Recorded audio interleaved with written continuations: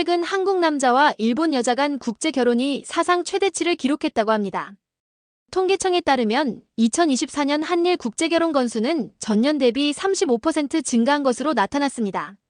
이는 K-드라마와 K-팝의 전 세계적 인기, 그리고 코로나19 이후 늘어난 문화 교류의 영향이 큰 것으로 분석됩니다. 이 때문에 일본 분위기가 발칵 뒤집혔다고 합니다. 일본의 일부 극우 세력들은 일본 여성이 한국 남성과 결혼한다는 것은 말도 안 된다며 극단적인 반응을 보였습니다.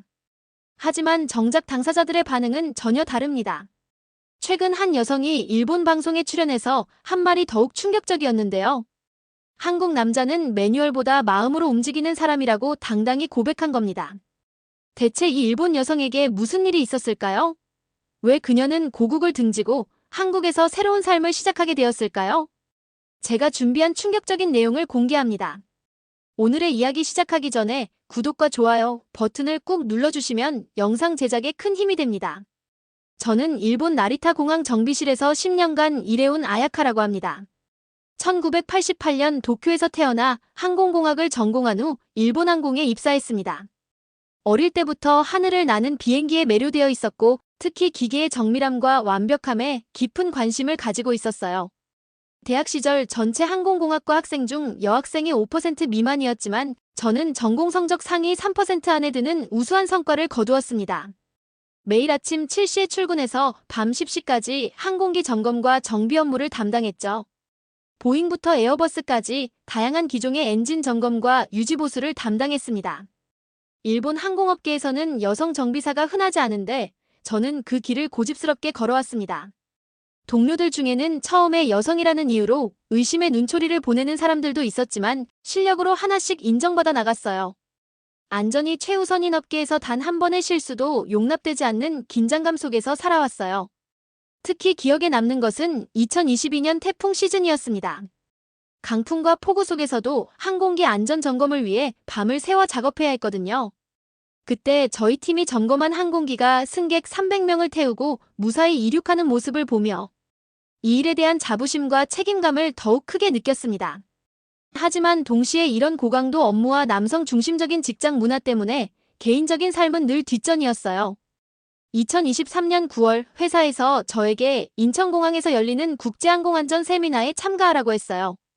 아시아 태평양 지역 15개국에서 항공안전 전문가들이 모이는 큰 행사였습니다. 솔직히 한국에 대해서는 별다른 감정이 없었습니다. 그저 업무차 가는 출장지 중 하나일 뿐이었죠. K-팝 노래가 좋아서 BTS와 블랙핑크 노래를 가끔 듣는 정도였지만 한국 문화에 대해 깊이 알지는 못했어요. 인천공항에 도착했을 때 공항의 규모와 시설에 먼저 놀랐습니다. IT 기술이 접목된 셀프 체크인 시스템과 로봇 안내 서비스, 그리고 면세점의 규모까지 정말 체계적이고 현대적이었어요. 한국에는 처음 방문한 것은 아니었지만 늘 올 때마다 놀라운 변화가 있는 것 같았어요.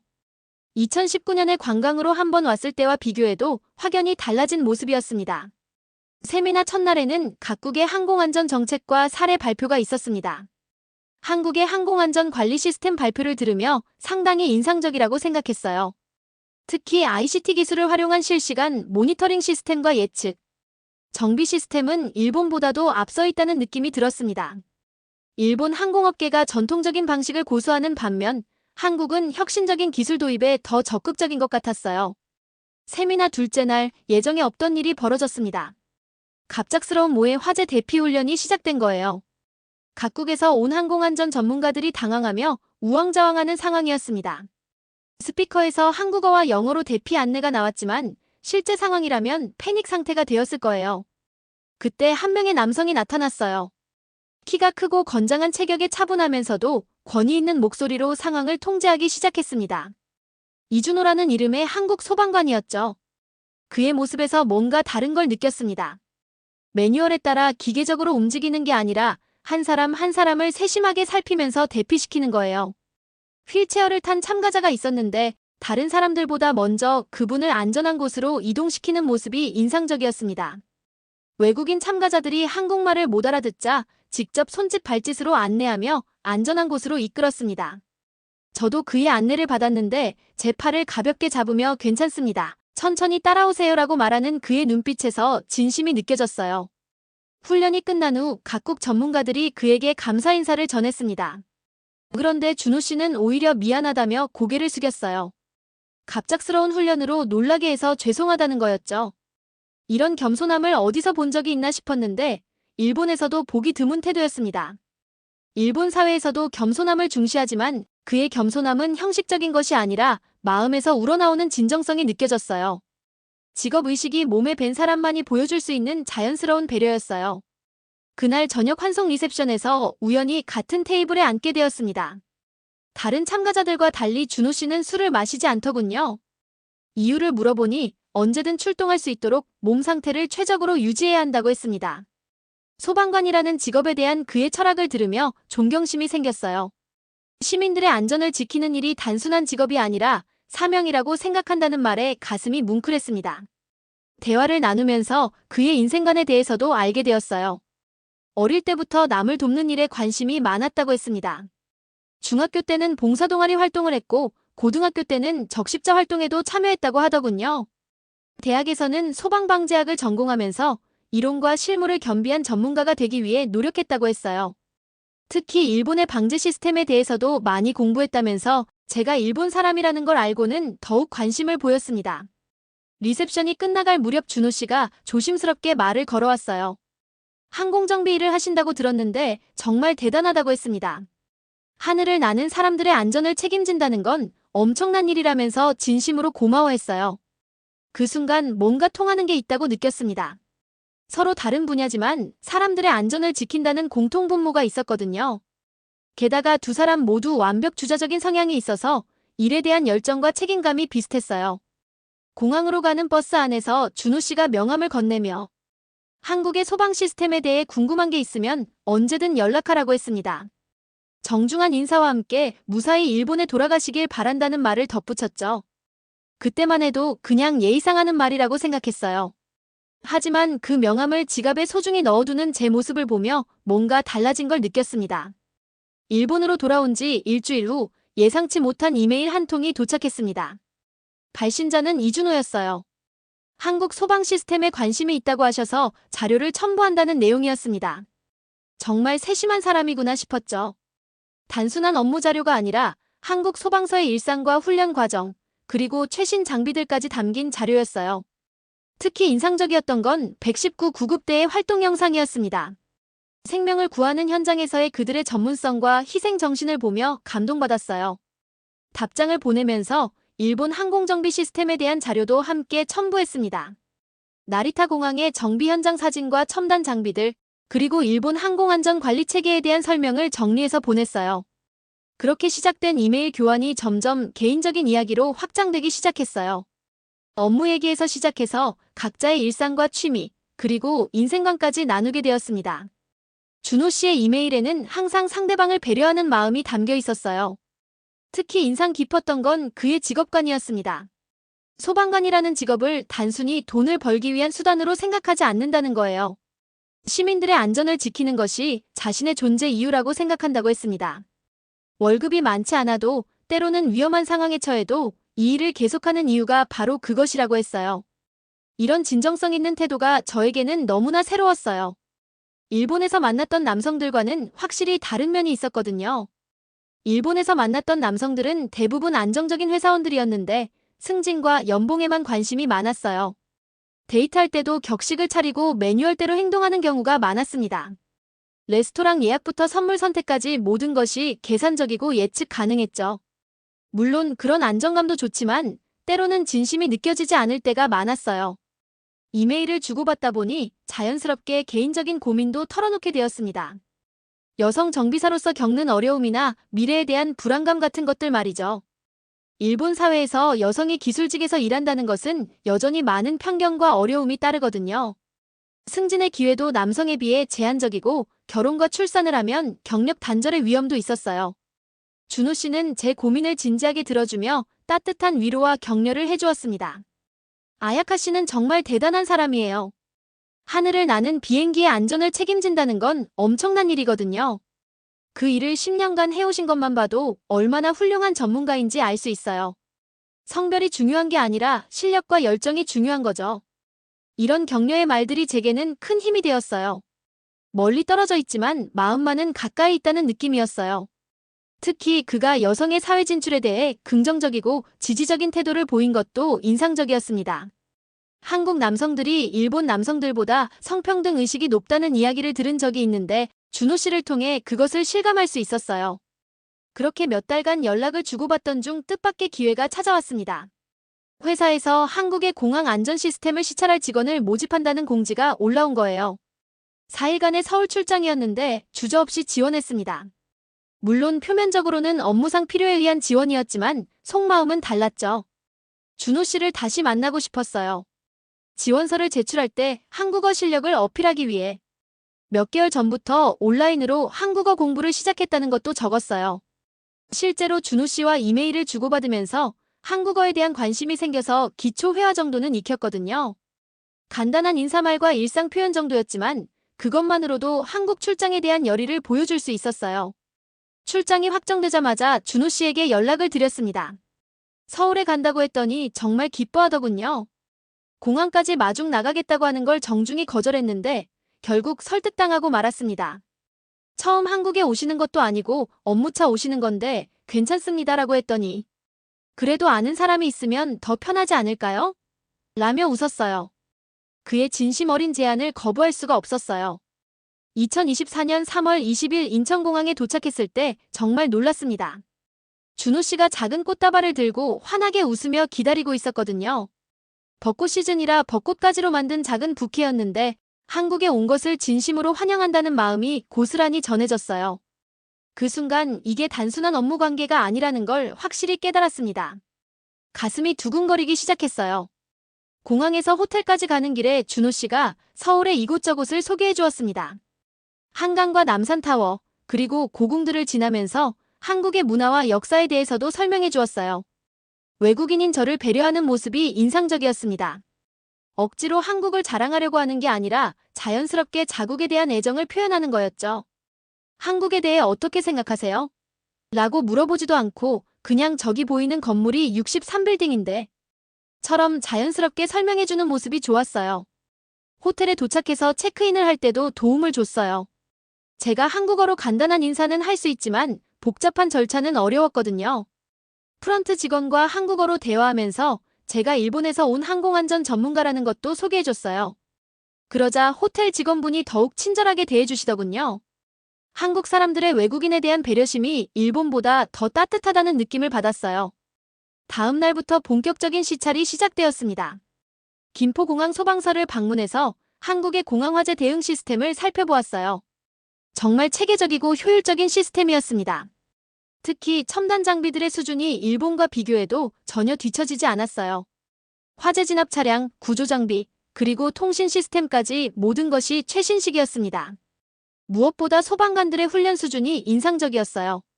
실제 화재 상황을 가정한 시뮬레이션에서 보여준 그들의 전문성과 팀워크는 정말 대단했습니다. 특히 기억에 남는 건 대형 항공기 화재 진압 훈련이었어요. 실제 비행기와 같은 크기의 모형을 사용해서 진행하는 훈련이었는데 소방관들이 각자의 역할에 따라 완벽하게 움직이는 모습을 보며 감탄했습니다.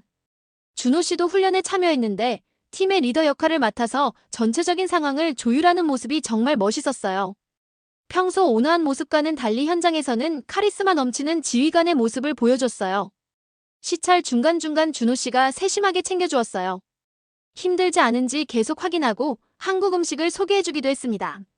점심시간에는 공항 근처 식당에서 갈비탕을 먹었는데 제가 맵지 않은 음식을 좋아한다는 걸 기억하고 있더군요.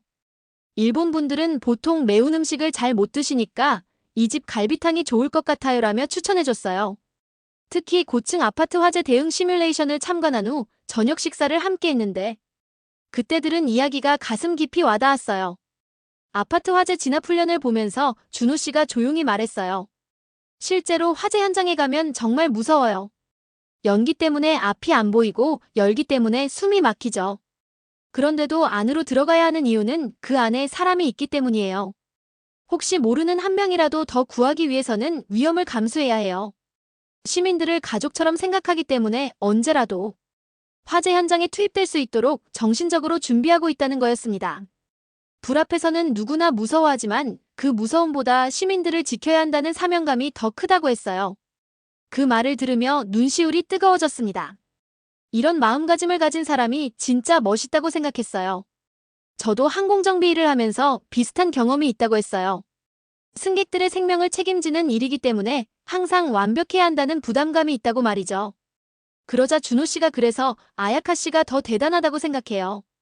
저는 화재가 나면 달려가지만 아야카 씨는 화재가 나지 않도록 미리 예방하는 일을 하시잖아요 라고 말했어요. 서로의 일에 대해 이해하고 존중하는 마음이 통한다고 느꼈습니다.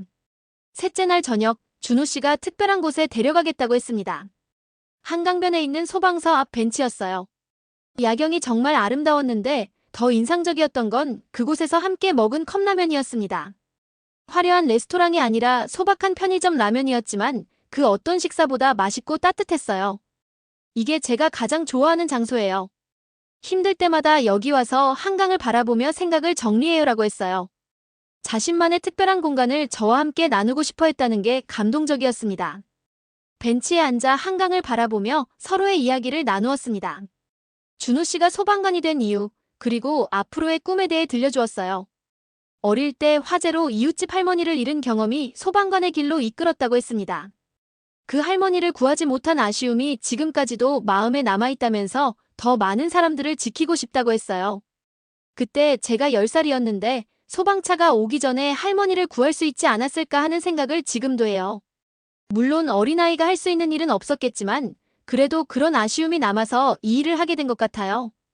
그런 진솔한 이야기를 들으며 이 사람과 더 깊은 관계를 맺고 싶다는 생각이 들었습니다. 조심스럽게 다음에도 다시 올 수 있을까요?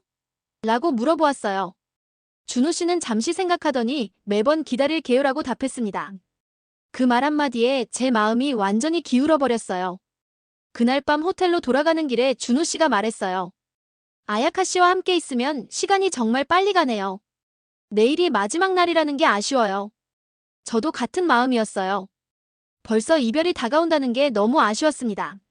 마지막 날 아침 더 이상 망설일 수 없었습니다. 호텔 로비에서 준호 씨에게 솔직한 마음을 털어놓았어요. 이런 감정은 처음이에요. 지금까지 일에만 매달려 살았는데 누군가를 이렇게 그리워한 적이 없어요라고 말했죠. 준호 씨도 같은 마음이라고 고백했습니다. 저도 아야카 씨를 처음 만났을 때부터 뭔가 다르다고 느꼈어요. 일에 대한 열정도 그렇고 다른 사람을 배려하는 마음도 그렇고 이런 사람을 만나게 될 줄 몰랐어요. 그렇게 우리는 서로의 마음을 확인하며 새로운 시작을 약속했어요. 물론 쉽지 않은 길이라는 것도 알고 있었습니다. 국제적인 장거리 연애, 문화적 차이, 그리고 양국의 복잡한 역사까지 고려해야 할 것들이 많았어요. 하지만 서로에 대한 마음이 진짜라면 이겨낼 수 있다고 생각했습니다. 일본으로 돌아온 후 본격적인 장거리 연애가 시작되었습니다. 매일 이메일과 전화, 그리고 화상통화로 안부를 주고받으며 서로를 그리워했어요. 시차가 없어서 연락하기는 편했지만 만날 수 없다는 아쉬움은 컸습니다. 하지만 현실의 벽은 생각보다 높았습니다. 직장 동료들이 걱정 섞인 조언을 해주기 시작한 거예요. 아야카 소방관이라는 직업이 위험하기 때문에 불안정하지 않을까? 게다가 한국 사람이잖아. 문화적 차이도 클 텐데. 이런 이야기들이 계속 나왔어요. 물론 악의는 없었지만 그런 말들을 들을 때마다 불안해지기 시작했습니다. 특히 선배 여직원이 국제결혼은 정말 어려워. 언어 문제부터 시작해서 양가 부모님 문제, 문화적 차이까지. 신중하게 생각해봐라고 조언해줄 때는 정말 고민이 많아졌어요. 한국 쪽 상황도 만만치 않았어요. 준호 씨 가족들이 일본 사람과의 결혼을 반대한다는 소식을 들었습니다. 특히 할아버지께서 일제강점기의 기억 때문에 일본에 대한 좋지 않은 감정이 남아있다는 거였죠. 왜 하필 일본 사람이냐면서 반대 의사를 강하게 표현하셨다고 했어요. 양쪽 모두에서 우려의 목소리가 나오니까 마음이 무겁기만 했습니다. 특히 일본 직장에서 받는 시선이 부담스러웠어요. 한국 남자와 사귄다는 소문이 돌면서 동료들이 은근히 걱정한다는 표현을 했거든요. 한국 사람들은 성격이 급하다고 하던데 괜찮아? 매운 음식만 먹는다던데. 적응할 수 있을까? 저 같은 편견 섞인 말들도 많이 들었어요. 문화적 차이가 클 텐데 괜찮겠냐는 이야기부터 시작해서 장거리 연애의 한계에 대한 조언까지 쏟아졌습니다. 물론 나쁜 의도는 아니었지만 그런 말들이 계속 쌓이니까 불안해지기 시작했어요. 정말 이 관계가 지속 가능한 걸까? 문화적 차이를 극복할 수 있을까? 언젠가는 한계에 부딪히게 되지 않을까? 이런 생각들이 머릿속을 맴돌았습니다. 준호 씨도 비슷한 상황이었습니다. 소방서 선배들이 국제결혼의 어려움에 대해 현실적인 조언을 해준다고 했어요. 국제결혼하면 아내가 적응하기 힘들어해. 특히 일본 사람들은 한국 음식 잘 못 먹잖아. 언어 문제도 있고 문화도 다르고. 나중에 아이 교육은 어떻게 할 거야? 이런 현실적인 문제들을 지적받으면서 준호 씨도 고민이 깊어졌다고 했어요. 언어 문제부터 문화적 차이, 그리고 양가 부모님의 반대까지 고려해야 할 게 너무 많다는 거였죠. 이런 주변의 반응들이 우리 사이에 보이지 않는 벽을 만들어가고 있었습니다. 전화 통화를 할 때도 예전처럼 자연스럽지 못했고 서로 눈치를 보게 되었어요. 몇 달간 이런 상황이 지속되면서 서로에 대한 확신이 흔들리기 시작했어요. 정말 이 관계가 지속 가능한 건지 의문이 들었습니다. 사랑하는 마음은 변하지 않았지만 현실적인 문제들이 너무 크게 느껴졌어요. 전화 통화를 할 때도 예전처럼 자연스럽지 못했고 서로 눈치를 보게 되었습니다. 결국 큰 다툼이 벌어졌습니다. 2024년 8월 어느 날 전화 통화 중에 쌓였던 스트레스가 폭발한 거예요. 아야카 씨는 일본에서 안정적으로 살 수 있는데 왜 굳이 이런 힘든 길을 선택하려고 해요? 준호 씨도 마찬가지잖아요. 한국 여성과 결혼하면 더 편할 텐데. 서로의 입장을 이해하지 못한다며 감정적으로 말다툼을 했습니다. 그 후로 연락이 뚝 끊어졌어요. 이게 끝인가 싶어서 며칠간 잠도 제대로 못 잤습니다. 일에 집중하려고 해도 자꾸 준호 씨 생각이 났어요. 그런데 일주일 후 놀라운 일이 벌어졌습니다. 회사에서 전화가 온 거예요. 로비에 저를 찾는 한국 남성이 와 있다는 내용이었습니다. 설마 했는데 정말 준호 씨였어요. 연가를 내고 일본까지 날아온 거였습니다. 공항에서 바로 회사로 온 모양인지 여행 가방을 끌고 있었어요. 로비에서 만난 준호 씨는 많이 지쳐 보였습니다. 하지만 눈빛만은 여전히 진지했어요. 아야카 씨와 얘기하고 싶어서 왔어요라고 했습니다. 회사 근처 카페로 가서 진솔한 대화를 나누었죠. 준호 씨가 먼저 사과했어요. 주변 사람들의 말에 흔들려서 정작 중요한 걸 놓쳤어요. 우리의 마음이 가장 중요한데 다른 사람들의 시선만 신경 쓰고 있었네요. 무엇보다 우리의 관계를 지키고 싶다고 했어요. 그게 자신의 진짜 사랑이라면서 더 이상 다른 사람들의 시선에 신경 쓰지 않겠다고 다짐했습니다. 화재 현장에서도 무서움보다 사명감이 앞서는 것처럼 사랑에서도 두려움보다 진심이 우선이어야 해요. 아야카 씨에 대한 제 마음은 변하지 않았어요. 그 말을 들으며 다시 한번 이 사람의 진정성을 확인할 수 있었습니다. 일본까지 날아와서 직접 만나자고 한 것도 그렇고 솔직하게 자신의 마음을 표현하는 모습도 그렇고 이런 사람을 만난 게 행운이라고 생각했어요. 저도 솔직하게 제 마음을 털어놓았어요. 주변의 걱정 때문에 흔들렸지만 정작 제 마음은 변하지 않았다고 했습니다. 오히려 이런 어려움을 함께 극복해 나가는 과정에서 준호 씨에 대한 사랑이 더 깊어졌다고 고백했어요. 화재보다 무서운 건 편견이라는 걸 깨닫게 해준 것도 고마워요. 사람들의 편견 때문에 우리가 포기할 이유는 없잖아요. 그날 저녁 도쿄 시내를 함께 걸으며 앞으로의 계획을 세웠습니다. 결혼을 전제로 한 진지한 만남을 지속하기로 했어요. 양가 부모님께도 정식으로 인사드리고 서로를 이해시켜 나가기로 결정했습니다. 쉽지 않은 길이지만 함께라면 이겨낼 수 있다는 확신이 생겼어요. 그 이후로 더욱 적극적으로 만나기 시작했습니다. 한 달에 한 번씩은 서로의 나라를 방문해서 만났어요. 저는 한국어 공부를 더 열심히 했고 준호 씨는 일본어를 배우기 시작했습니다. 서로의 언어를 배우면서 더 깊이 소통할 수 있게 되었어요. 2025년 2월 드디어 결혼식을 올렸습니다. 한일 양국에서 가족들이 참석한 작지만 의미 있는 결혼식이었어요. 처음에는 반대했던 양가 부모님들도 서로를 만나보고 나서는 마음을 열어주셨습니다. 진심으로 서로를 사랑하는 모습을 보고 축복해 주신 거죠. 특히 준호 씨 할아버지께서 이 일본 처녀가 우리 준호를 정말 사랑하는구나라고 말씀하시며 저를 받아들여 주셨을 때는 정말 감동적이었어요. 제 부모님도 처음에는 걱정이 많으셨지만 준호 씨의 진실한 모습을 보고 안심하셨습니다. 결혼 후 인천 외곽 소방서 근처에 신혼집을 마련했습니다. 새로운 환경에 적응하는 게 쉽지 않았지만 준호 씨의 세심한 배려 덕분에 한국 생활을 시작할 수 있었어요. 일본과는 다른 한국의 일상이 신기하면서도 흥미로웠습니다. 특히 한국의 편리하고 첨단화된 생활 시스템에 놀랐어요. 배달 문화나 온라인 쇼핑 시스템, 그리고 각종 앱을 통한 생활 서비스들이 일본보다 훨씬 발달되어 있었습니다. 처음에는 복잡해 보였지만 익숙해지니까 정말 편리하더군요. 특히 외국인을 배려한 다국어 서비스들이 인상적이었어요. 한국어 공부도 본격적으로 시작했습니다. 소방서에서 진행하는 어린이 안전교육 영상 번역 봉사활동에 참여하면서 자연스럽게 한국어 실력을 늘려갔어요. 일본어로 번역한 안전교육 자료가 제일동포 어린이들에게 도움이 된다고 하니까 정말 보람을 느꼈습니다. 아이들을 위한 안전교육에 기여한다는 보람도 느낄 수 있었습니다. 준호 씨의 동료들도 저를 따뜻하게 받아들여 주었어요. 지역 주민들과의 관계도 점점 좋아졌습니다. 처음에는 외국인이라서 어색해하시는 분들도 계셨지만 시간이 지나면서 자연스럽게 어울리게 되었어요. 특히 소방관 가족이라는 것 때문에 더욱 친근하게 대해주시는 것 같았습니다. 우리 동네 소방관님 아내네요라며 반갑게 인사해주시는 분들을 보면서 한국의 공동체 문화가 생각보다 따뜻하다는 걸 느꼈어요. 그렇게 한국에서의 새로운 삶이 자리를 잡아가던 중 뜻밖의 기회가 찾아왔습니다. 한 유튜브 채널에서 국제결혼 부부 인터뷰를 제안해온 거예요. 처음에는 망설였지만 같은 상황에 있는 다른 커플들에게 도움이 될 수 있다면 좋겠다는 생각에 출연을 결정했습니다. 인터뷰에서 가장 기억에 남는 질문이 있었어요. 한국 남자의 매력이 무엇이냐는 거였습니다. 저는 주저없이 답했어요. 한국 남자는 매뉴얼보다 마음으로 움직이는 사람이라고 말입니다. 준호 씨를 보면서 느낀 가장 큰 매력이었거든요. 규칙이나 형식보다는 진심과 배려를 우선시하는 모습이 정말 인상적이었다고 했어요. 일본에서는 모든 것이 매뉴얼대로 진행되는 경우가 많아요. 데이트할 때도 정해진 코스로 가고 선물도 정해진 것을 주고. 물론 그것도 나름의 매력은 있지만 때로는 진심이 느껴지지 않을 때가 있어요. 하지만 준호 씨는 달랐어요. 상황에 따라 유연하게 대응하고 제 마음을 먼저 헤아려주는 모습이 정말 감동적이었어요. 또 다른 질문에서는 국경보다도 불꽃보다도 더 단단한 건 진심이라는 말을 남겼습니다.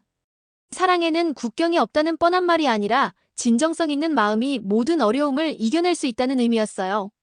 실제로 우리가 겪어본 경험이기 때문에 확신을 가지고 말할 수 있었습니다. 그 인터뷰가 방송된 후 많은 분들이 응원 메시지를 보내주셨어요. 특히 비슷한 상황에 있는 국제 커플들로부터 용기를 얻었다는 연락을 받았을 때 정말 뿌듯했습니다. 우리의 이야기가 누군가에게는 희망이 될 수 있다는 걸 깨달았어요. 현재 저희는 안전교육 활동을 함께 진행하고 있습니다. 준호 씨의 소방 전문성과 제 항공정비 경험을 결합해서 종합적인 안전교육 프로그램을 만들어가고 있어요. 한일 양국의 안전 시스템을 비교 분석한 자료도 만들고 있습니다. 이런 활동을 통해 두 나라 사이의 기술 교류에도 작은 보탬이 되고 있다는 자부심을 느껴요. 특히 최근에는 한국 소방청과 일본 소방청 간의 기술 교류 프로젝트에도 참여하게 되었습니다. 양국의 화재 예방 기술과 대응 시스템을 비교 연구하는 프로젝트인데 저의 일본 항공업계 경험과 준호 씨의 한국 소방 전문성이 큰 도움이 되고 있어요. 이런 일을 통해 한일 관계 개선에도 미력 하나마 기여할 수 있다는 게 정말 의미 있다고 생각합니다. 매일 저녁 현장 구조 훈련을 마치고 돌아오는 준호 씨를 맞이할 때면 새삼 고마운 마음이 듭니다. 오늘도 안전하게 다녀와줘서 고마워라고 속삭이며 안아주곤 해요. 시민들의 안전을 지키기 위해 매일 위험을 감수하는 남편이 정말 자랑스럽습니다. 저도 그런 남편을 뒷받침할 수 있는 아내가 되려고 노력하고 있어요. 앞으로의 계획도 있습니다. 내년에는 한일 양국에서 안전교육 관련 세미나를 개최할 예정이에요. 두 나라의 전문가들이 모여서 화재 예방과 대응 기술을 공유하는 자리를 만들려고 합니다. 또한 국제결혼 부부들을 위한 문화적응 프로그램도 준비하고 있어요. 저희가 겪었던 어려움들을 바탕으로 다른 커플들에게 도움을 주고 싶어요. 여기까지 일본 항공정비사 아야카와 한국 소방관 준호의 특별한 사랑 이야기였습니다. 국경과 편견의 벽을 넘어선 진심이 얼마나 아름다운 결실을 맺을 수 있는지 보여준 이야기가 아닌가 싶은데요. 이렇게 한국 남성들과 일본 여성들의 연애는 데이팅 앱의 보편화, 여행의 증가, 한류의 지속적인 영향 등으로 점점 늘어날 것으로 보입니다. 특히 매뉴얼보다 마음이 우선이라는 아야카의 말이 참 인상 깊지 않으신가요? 때로는 규칙보다 진정성이 더 큰 힘을 발휘하는 것 같습니다. 한국 남자들에게는 이런 진정성이 있는 것 같습니다. 형식보다는 내용을, 겉모습보다는 속마음을 중시하는 문화가 국제결혼에서도 큰 매력으로 다가오는 것 같아요. 오늘 이야기가 여러분께는 어떤 의미로 다가왔을지 궁금합니다. 진정한 사랑 앞에서는 모든 경계가 무의미해진다는 걸 보여준 이 감동적인 이야기를 널리 알리기 위해 영상을 공유해주세요. 그리고 구독과 좋아요는 더 많은 특별한 사연을 전하는데 큰 힘이 됩니다. 지금까지 월드와이드 코리아였습니다. 감사합니다.